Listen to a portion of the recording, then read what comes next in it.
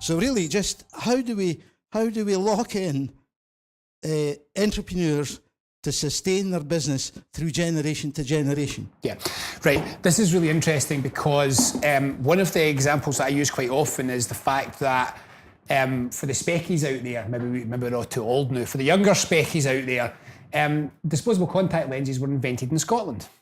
They were invented in Scotland using money invested by the Scottish, but the Scotland office as then was, and they were all manufactured, all the world's disposable contact lenses were manufactured in Livingston. Now, that company is doing incredibly well. It's now making a hell of a lot of disposable contact lenses. I think it's in Portland, Oregon, because the guy sold out and the whole company with the IP left Scotland. And we've got no jobs out of that discovery whatsoever. Now, there's a number of factors here. We refer to this in industrial policy as anchoring strategies.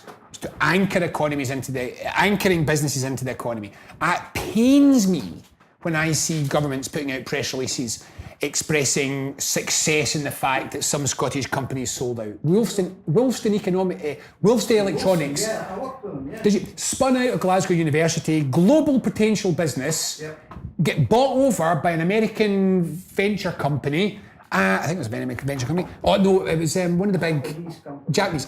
And the Scottish government puts out a press release saying, brilliant! And I'm sitting there going, what do you mean brilliant? This is a catastrophe.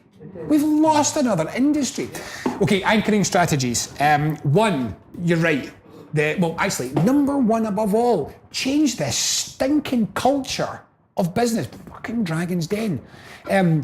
If you look at the model which we should be following, it's the German Mittelstand. Now, for those that don't know it, the Mittelstand is a term for a strand of industry in Germany. It literally means middle-sized, but it means more than that now. Mittelstand enterprises are characterised by a number of things. First of all, they're family-owned. And when I say family-owned, it's multiple generations of family who own them. For a Mittelstand company, manager, owner, to not pass that company on to the next generation of his family is an embarrassment and humiliation. A sellout is a failure. Your job is to build a good business and pass it on. That's success. And that's what's admired. That's what your admiration for your success is, not how much you sold out for, but how well you built locally. Another key factor for that, which we can't do here, but there's always conditionality in the loans, is in Germany, of course, a third of the board is made up of employees. Now, you'll be unsurprised to hear that employees are much less prone, who are non-shareholders, are much less prone to selling out businesses.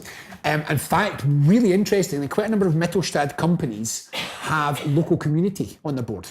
They are so rooted that the local community, they've been big employers in the area for 60 years, and they invite local community onto the board. Once again, it's an anchoring and rooting strategy that keeps them there. But they'll sell shares to the employees and the directors. They can sell shares, you can cooperative, you can social enterprise. Sell them on.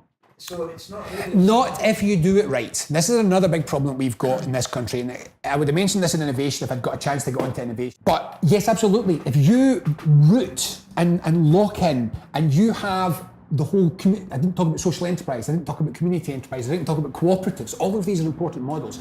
These can all have anchoring strategies. We don't have a Mittelstand tradition in the same way.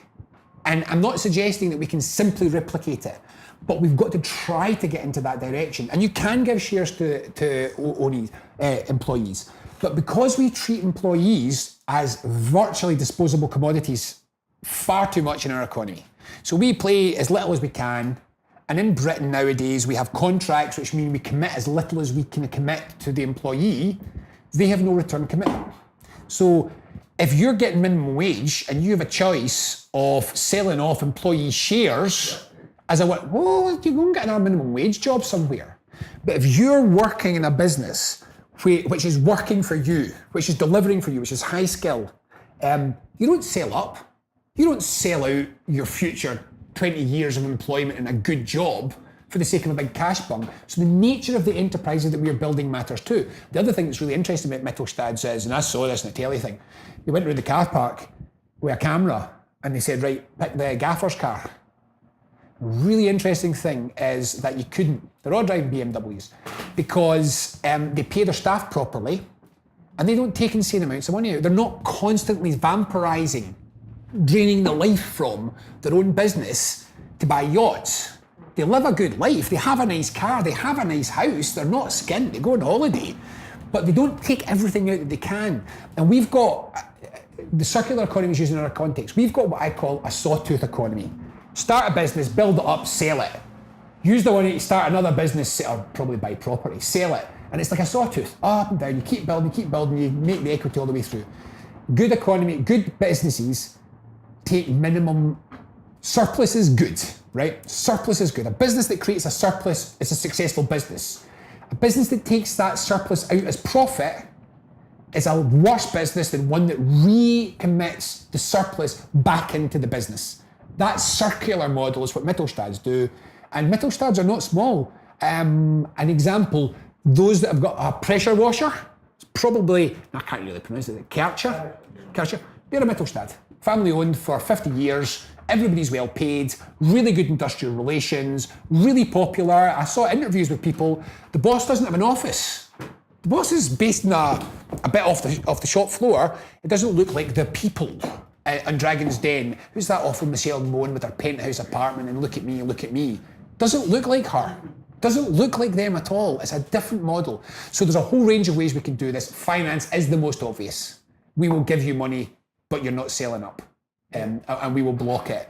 And that's the deal for a publicly supported finance deal that helps you grow, and your give back is you stay.